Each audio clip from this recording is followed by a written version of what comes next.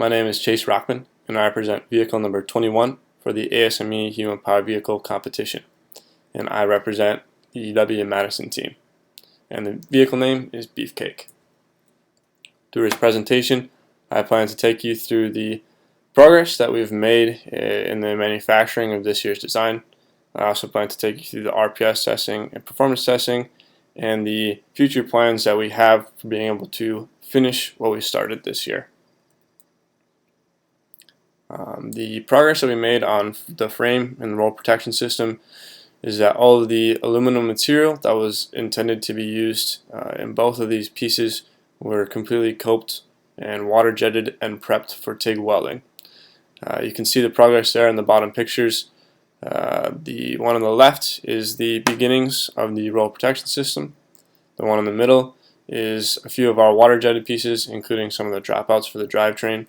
And then the one on the right is our box of coped aluminum tubes that were intended to be welded for the completed frame. Unfortunately, we were unable to completely weld this frame due to the following three events that happened throughout our school year. At the beginning of February, our main shop at UW-Madison was flooded and it was declared unusable for the rest of the year. When we went out and searched for a new lab, we came across the Badri, which is a local makerspace in Madison. And after we became members there, their welder there malfunctioned and we were unable to use it. And then recently, the Badri closed their doors to us due to COVID-19 complications. At the bottom there, you can see the progress that we started to make on the roll protection system, and then the design that was intended to be welded for our frame. For the fairing, we were able to finish our mold for our carbon fiber layup. The mold was created out of many layers of foam core that were cut using CNC mill. These layers were then stacked and assembled to create our complete female mold, and then the mold was coated, sanded, and prepped for our carbon fiber layup. That's the image you see down there on the bottom right. For the drivetrain, all drivetrain components were completely manufactured, ordered, and in stock. The assembly was intended to be completed upon the completion of the frame welding, which unfortunately was never done. RPS testing, due to the complications mentioned earlier, was not completed. You can see that we began the RPS manufacturing, and unfortunately we did not feel confident enough in it to be able to succeed in the testing that we had it set for. So we'll continue to work with the manufacturing of this roll protection system and complete the testing at a later date.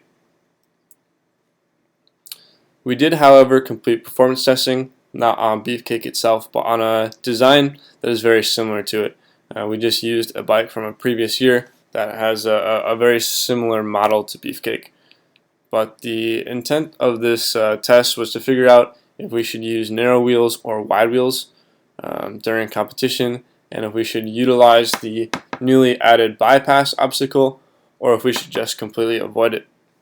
So what we did to understand the team's intent for competition was we did testing with both a male and female rider, and we took time trials of them in various conditions. We gave them both wide tires and narrow tires and had them complete time trials over both asphalt and sand. The results you can see in this table are that if we had raced this bike at competition, we would have used narrow wheels and we would have completely avoided the bypass. The reason for this is because the time that we could have saved by taking the shortcut unfortunately was not sufficient to overcome the time lost throughout the rest of the track. So in conclusion, we would have taken those narrow wheels and just done the full track and not utilized the new optional obstacle this year.